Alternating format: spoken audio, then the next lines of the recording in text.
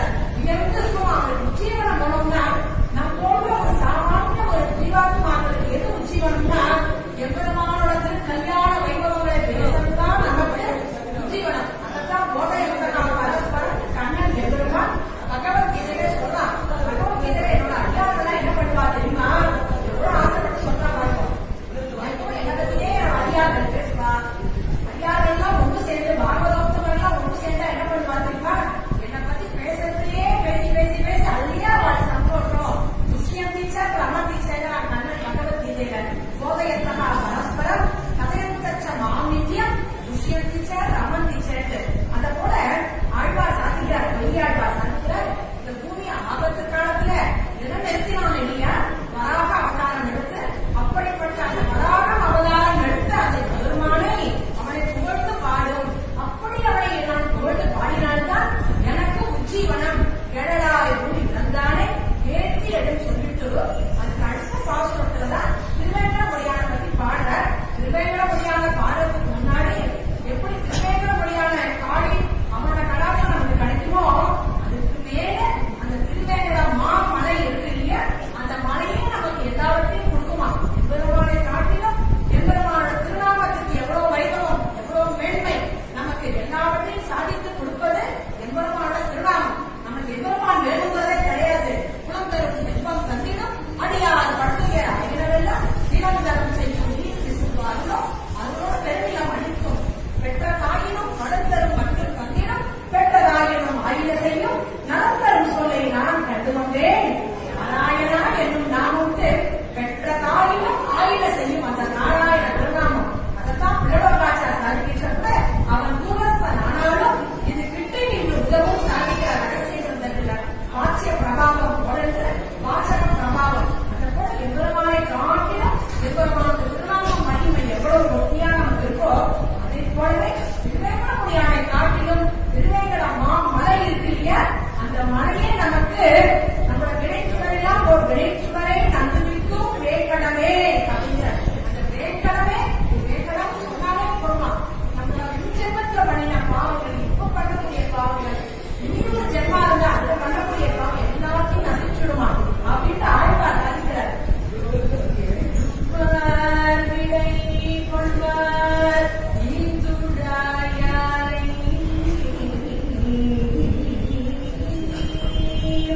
எழுவார் விடை கொள்வார் ஈந்துடாயாரை வழுவாவதை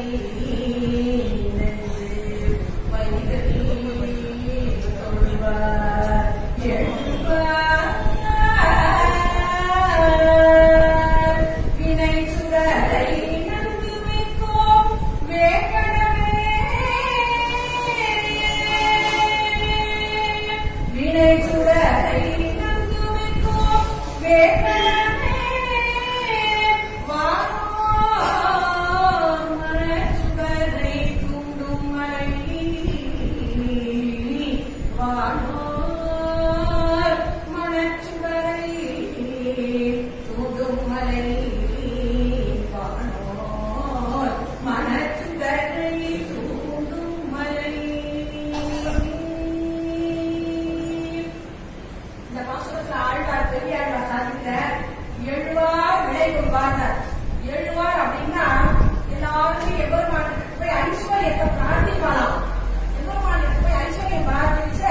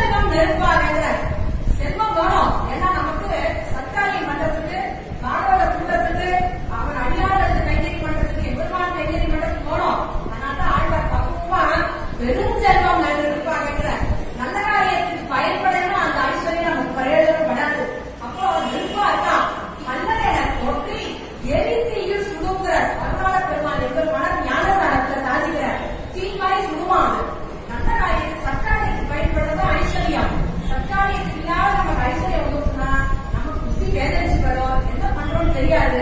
நெருப்பை போய் தொட்டா நம்ம என்ன பலன் கிடைக்குமோ அதே பலன் தான். அதிகப்படியான ஐஸ்வர்யம் ஒருவருக்கு வந்து நல்ல காரியத்துக்கு பயன்படல அப்படின்னா இந்த எரிக்கையில் சுற்றுற மாதிரி தான் இருக்குமா. அதனால என்ன சொல்றாங்க, ஐஸ்வர்யாத்தி எல்லாமே பெருமாளுக்கு ஐஸ்வர்யத்தை வாங்கிட்டு அடுத்த க்ஷணம் அவன் மறந்து போயிடலாம். அதனால ஆழ்வார் சாதிக்கிறார், போற்றி அதாவது போற்றி என்று தூக்குவார் அப்படிங்கிறார். அதை போலவே அடுத்தது விடைய கொள்வார். இந்த கைவல்யாத்திகள் என்ன பண்றாங்கன்னா அந்த எம்பெருமான் கைவல்யம் வந்து பிரார்த்திக்கிறார். அந்த கைவல்யத்தையும் எம்பெருமான் அவளுக்கு அனுகிரகம் பண்றான். கைவல்யாத்தி என்ன பண்ணுவா, தன்னைத்தானே அனுபவிக்கும் நிலைதான் கைவல்யாத்தி.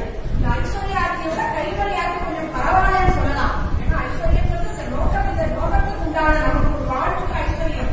ஆனா கைவல்யம் தன்னைத்தானே இந்த மாதிரி லோக விஷயம் அவ கேட்கல, ஆனா தன்னைத்தானே அனுபவித்துக் கொண்டு இருக்கக்கூடிய நிலை.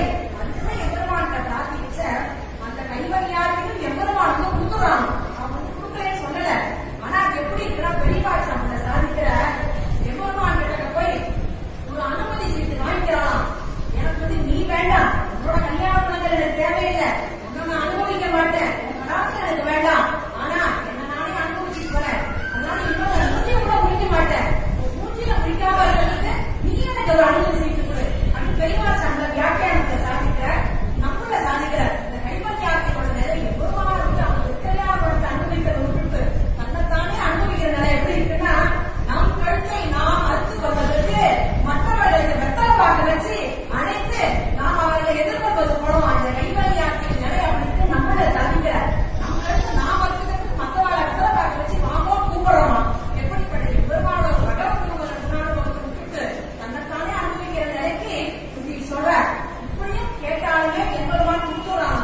ஆனா ஐஸ்வர்யமும் வேண்டாம், எனக்கு கைவல்யமும் வேண்டாம். எப்ப எம்பெருமானோடையே இருந்துட்டு எம்பெருமானையே அனுபவிச்சுட்டு அவரோட கல்யாண உடனே அனுபவிச்சுட்டு எம்பெருமானே பிரயோஜனமா நினைக்கிறவா சில பேர் இருப்பா. நித்திய எம்பெருமான ஆராதனை பண்ணி எதுவும் வேண்டாம் நினைக்கிறான். வழிகள் சொல்வார் வழுவா வகை நினைத்து வழிகள் சொல்வார். நித்திய எம்பெருமான ஆராதிக்கிறார், அவருக்கு பெருமாளை பிரார்த்திக்கிறார். அவளுக்கும் அந்த பிரார்த்தனை பண்ணச்ச அந்த கூட்டத்துக்கு எம்பெருமான் கொடுக்குறான் இல்லையா, அந்த கூட்டத்துக்கு உண்டான தலைகளையும் பாவத்தையும் வினையையும் இந்த மழை போக்குறதா. கண்ணன் எம்பெருமான் பகவத்கீதையில சொல்றான், ஆத்தகா அத்தாத்தி ஜிக்யாசு ஞானின்னு சொல்றான். 4 வகை சொல்றான். ஐஸ்வர்யம் போகணும்னு கேட்கிறவா, ஐஸ்வர்யம் இறந்தவா, ஐஸ்வர்யத்தை கேட்கிறவா, புதுசா ஐஸ்வர்யம் கேட்கிறவா, கைவல்யம் கேட்கிறவா, ஞானி.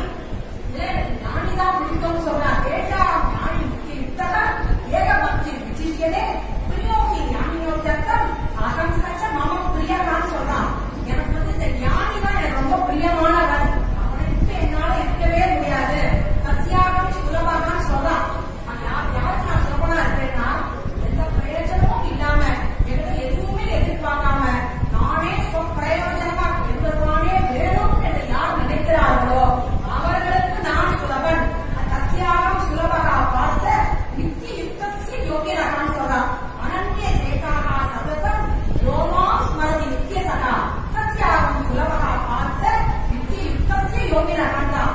என்னையே நினைச்சிட்டு நானே கூட இருக்கணும்னு நினைச்சிட்டு என்னையே சொப்பிரயோஜனமா யார் நினைக்கிறார்களோ அவளுக்கு நான் சுலபன். அவர்களை நானே நேரில் போய் வருகிறேன். கண்ணன் எம்பெருமான் பகவத்கீதையில சாதிக்கிறான்.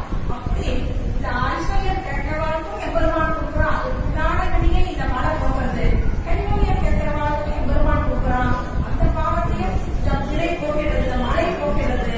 எம்பெருமானே பெரும் கேட்கிறவா இருக்கா இல்லையோ அவளுக்கும் எம்பெருமான பிரார்த்திச்ச அவளோட கர்மா அவளோட பாவத்துக்கு இந்த மழை போகிறதுதான். அந்த வழுவா வகை நின்று வைகள் சொல்வார் பின்னை சுட இனங்கு வைக்கும் வேக்கடலே வானோர் மனச்சுடரை தூண்டும் மலை வினை சுடரை நன்று விட்டுங்கிறார்.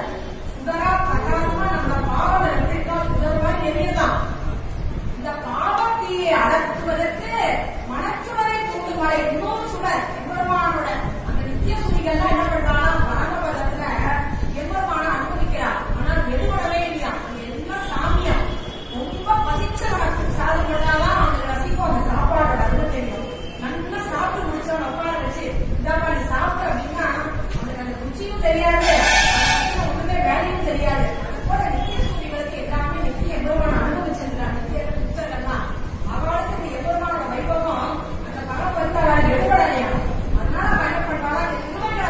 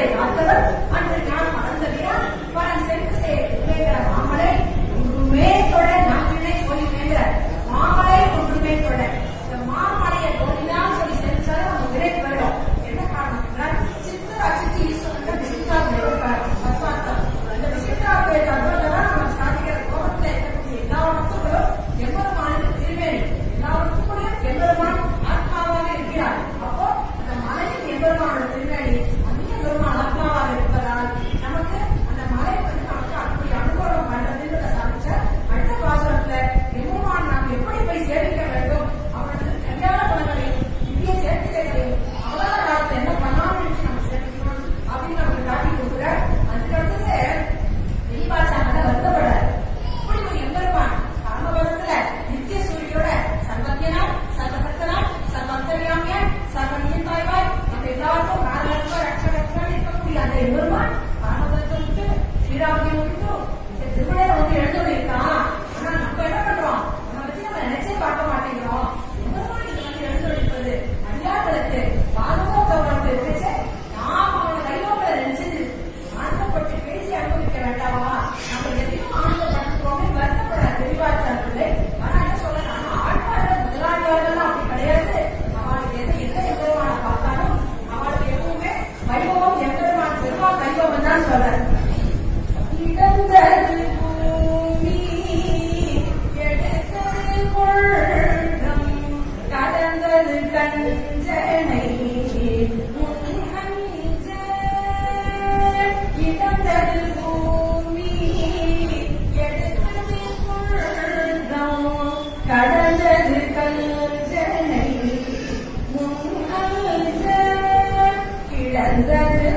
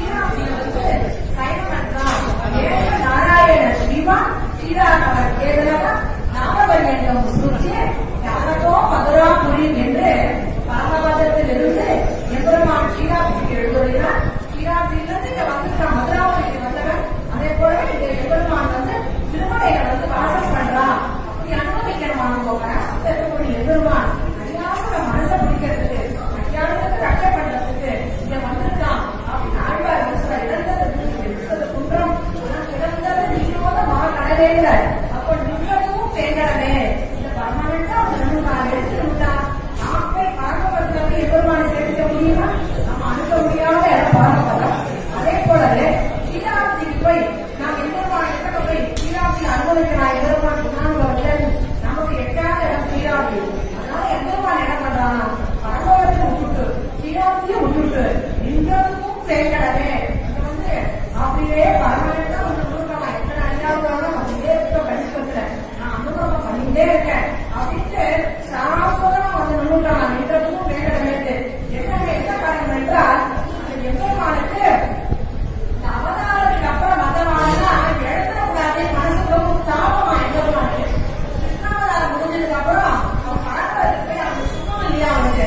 ஆனா பின்னாடி இந்த கண்டிப்பத்தை பார்த்தா வந்துட்டானே இவனுக்கு எழுதிட்டோமே அப்படின்றதால என்ன பண்ணிட்டானா வந்து வேங்கடமே வேரோட பண்ணல் தெரிஞ்சிருக்கிறார். வேரோட கடல் இருக்கு சமுத்திரம். சமுத்திரம் போய் பார்த்தா அப்படியே நம்ம மனசு ரொம்ப சந்தோஷமா இருக்கு, எல்லாமா இருக்கு. இந்த சமுத்திரத்தை பார்த்தோடனே நமக்கு வந்து ஒரு மனசுல இருக்கிற ஞாபகம்லாம் போகுது. அதே போலவே எம்பெருமானும் நம்ம கல்யாணம் சமுத்திரம் தானே, எல்லாருமே மகாணம் தான். எங்க ஆழ்வார் ஆச்சாரியெல்லாம் சமுத்திரமா தான் எம்பெருமான் அனுபவிக்கிறார். அப்படிப்பட்டவன் வேரோட பண்ணல் தெரியுது. அப்படிப்பட்டவன் கல்யாண குழந்தை உடையவன் இங்க என்னைக்கும் எழுதிருக்காங்க.